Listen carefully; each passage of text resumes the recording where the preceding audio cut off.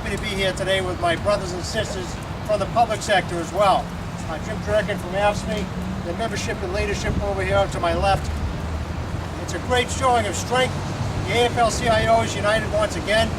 We're all talking about the same message, and we're all talking about the same thing, and it's a very simple message. It's about taking care of the middle class. We're here to call on Senator Scott Brown to reverse his misguided party politics that led to the opposition to the President's American Jobs Act. The American Jobs Act is aptly named, and we're standing right here in front of one example of what will be helped by the American Jobs Act. The bridge right behind us is a glaring example of our dilapidated infrastructure that needs work. It's not just a bridge that needs work, it's our members that need work, middle-class America that needs work. Congressman Capuano has already stepped up and got us $5 million to put this bridge. This is about a $50 million project. It'll put hundreds of local men and women in the building trades to work and other people involved in the project. We're calling on Scott Brown and the rest of the delegation to get out there and get us the rest of the money to put this project, put it back online, and turn it into something we can be proud of, not something we're embarrassed of here in the city and here in Massachusetts. According to the financial experts, the rest of the President's plan would put 2 million jobs on the street, with 2 million men and women in the building trades to work, rebuilding our infrastructure, not just roads and bridges, but our schools, our water and sewer systems, our police stations, our fire stations, which we've been living on the backs of our parents and grandparents who built those things too many years ago. And those 2 million jobs, not something we're talking about 2 years from now, 3 years from now, 5 or 10 years from now. We're talking about this year, within 12 months, putting 2 million hardworking Americans back to work so they can earn paychecks, put some money away, pay their mortgages, pay their bills, shop at the corner store, and support local businesses. We're proposing to repair our bridges, roads, and other infrastructure. The President's plan is also an investment in the vitality of this country, an investment in our economy. It's been said that those who have failed to plan for the future don't do very well there, and we've all seen that around the country.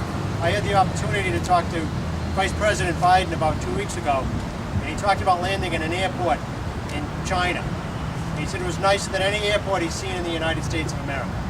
We talk about competing with countries that we formerly thought of as third world countries. They're putting the investment in, not just to put their people to work, but to plan for the future, and they're going to outstrip us if we're not careful. The President's plan also includes other proposals, such as a $25 billion investment in upgrading and repairing our schools, because in addition to preparing our economy and our infrastructure, we have to prepare our workforce. Just in the building trades alone, just here in Massachusetts, we spent $30 million of our own money with our contractors to train that workforce. We need to do the same thing for all our kids. My 3 kids that are in the public schools, and a lot of the other people that are assembled here today, for their children and grandchildren and their neighbors' children. So they're the workforce of the future. We need Senator Brown to step up. We need the entire Congress and the Senate to step up and do these things. And we're sick about tax breaks. We're sick about these free trade deals that were passed last night. I'm all in favor of free trade as long as it's fair trade. And these free trade deals are traitorous. The trades I care about are the men and women standing behind me. The men and women who are out of work. There are over 25 to 30,000 residents of Massachusetts, just in the union side, that are out of work. And not the run-of-the-mill winter unemployment that we've seen in our industry when it's bad weather like today, or when it's snowing out and the industry slows down. But it's been long-term, year and a half, 2 years, 2.5 years in some cases, when people have exhausted their benefits. And we need to make sure that the people that don't go to work immediately because of this investment in infrastructure, that they're taken care of as well, that the safety net is there for them, to extend their unemployment benefits so they can hang on to their homes. They can hang on to their cars, so if they are lucky enough to get a job, they can get there. That they keep their kids in school and put food on the table. The choices are clear. We have to fix our infrastructure and put Massachusetts back to work. And we have to take care of those who are still out. At this point, it's my privilege to introduce a very good friend of mine, the Executive Secretary Treasurer for the Greater Boston Labor Council, Rich Rogers. Thank you, friend.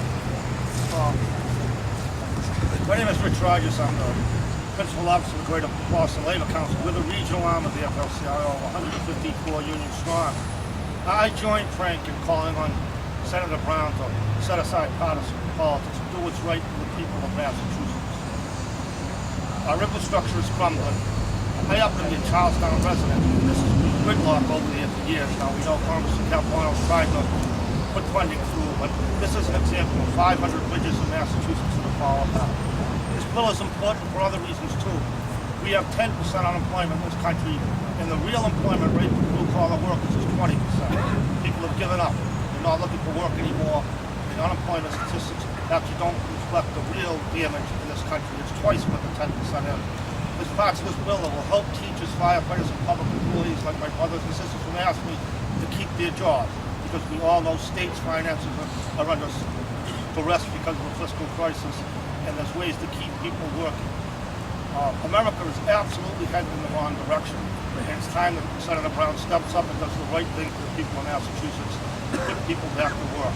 This is actually disgraceful that we have a period in our country with the worst economy since the Great Depression in the 30s, and the gridlock and inactivity in Congress is a disgrace. So do the right thing, Senator Brown. Thank you. Well, I guess I'm supposed to invite Joe Duran, Professor of Moses. Thank you, Reg. My name is Joe Duran. I'm president of Moses, Mass Organization of State Engineers and Scientists, and I represent 1,400 highway engineers that work for the Mass Department of Transportation. They see firsthand the state's crumbling infrastructure that's in desperate need of repair. This bridge is a prime example of what needs to be done. It's just one of 500 structurally deficient bridges that are located in every region, every city and town in Massachusetts. The Accelerated Bridge Program has had great success in reducing the number of structurally deficient bridges by 10%, but that leaves another 90% that are in urgent need of attention. This program has created over 10,000 jobs in this state, but more importantly, it has dramatically improved the state of our transportation system.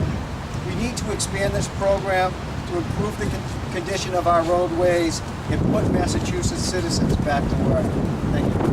My name is Jim Durkin. I'm a legislative agent with the American Federation of State, County, and Municipal Employees, and I'm going to wrap it up. I want to thank the Boston Metro for taking the time to come down. We really appreciate it. I'm going to be brief, too, but I want to tell you that last week, Scott Brown helped organize and sponsor a job fair at a nearby community college. Now, don't get me wrong. Job fairs are a great way to connect unemployed workers with jobs. The job fairs don't create jobs. They simply let a broader pool of applicants know about the limited number of jobs that are available. Nevertheless, Scott Brown trumpeted this job fair to all the newspapers, radio stations, and television stations as if it was actually going to spur job creation. And he said, quote, "I believe that job growth is going to start with neighbors helping neighbors and friends helping friends." But incredibly, just a few days later, Scott Brown deliberately took part in a concerted Republican Party effort to kill legislation in the U.S. Senate that would have ultimately created thousands of jobs, new jobs, here in Massachusetts. New jobs that would have also dramatically improved our infrastructure. So in short, after talking a good game about neighbors helping neighbors and friends helping friends, Senator Brown turned his back on those neighbors and friends, and he bowed to the leaders of his party. So we're here today to let Senator Brown know we need him to remember his promise to always vote in the best interest of the people of Massachusetts. And we're here to let him know that we don't need him to be playing the role of an employment recruiter, a human resources manager, or a career counselor. We need him working to create new jobs, and he can do that by supporting the American Jobs Act. Thank you. Program. I didn't know if there are any questions of any of the speakers or any of the participants here from members of the media. No questions. Thanks everybody for coming.